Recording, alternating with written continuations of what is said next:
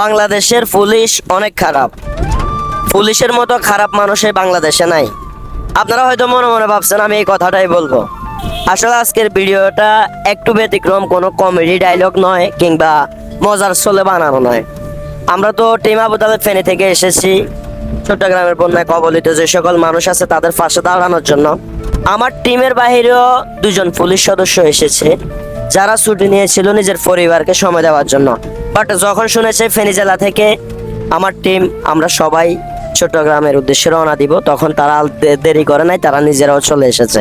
তো আমি আসলে তাদেরকে নিয়ে বেশি কিছু বলবো না, আমি জাস্ট তাদেরকে অনুভূতিটা জিজ্ঞেস করব যে টিম আবু তালেবের সাথে অংশগ্রহণ করে তাদের আসলে অনুভূতিটা কি। আমি প্রথমে মাসুম ভাইয়ের কাছে চলে যাব। ভাইয়া, অনুভূতিটা যদি একটু প্রকাশ করতেন। আসসালামু আলাইকুম, আমি মাসুম।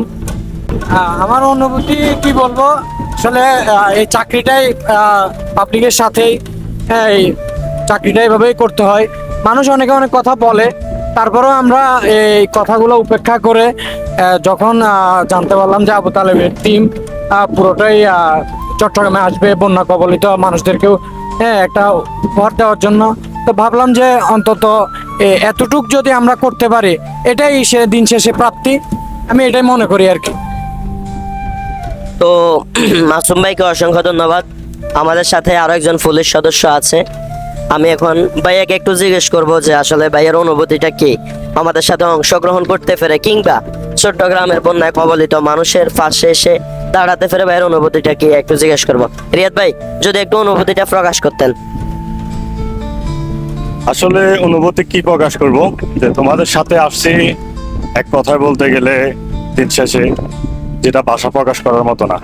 তো আসলে বাংলাদেশ পুলিশকে সবাই খারাপ বলে, কেউ ভালো বলে, কিন্তু আমরা চাই আমাদের অবস্থান থেকে সর্বোচ্চ যতটুকু করা যায় সাধারণ মানুষের জন্য আমরা ততটুকুই করি।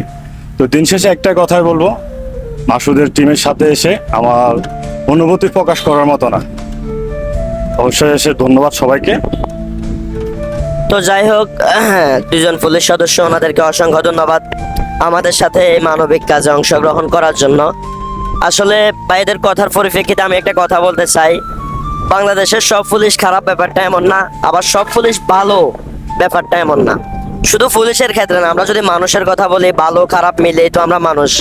তো খারাপ যে দিকগুলো পুলিশের, আমার মনে হয় উচ্চ পর্যায়ে যারা আছে তারা যদি একটু নজরদারি রাখে এগুলো সংশোধন করা সম্ভব।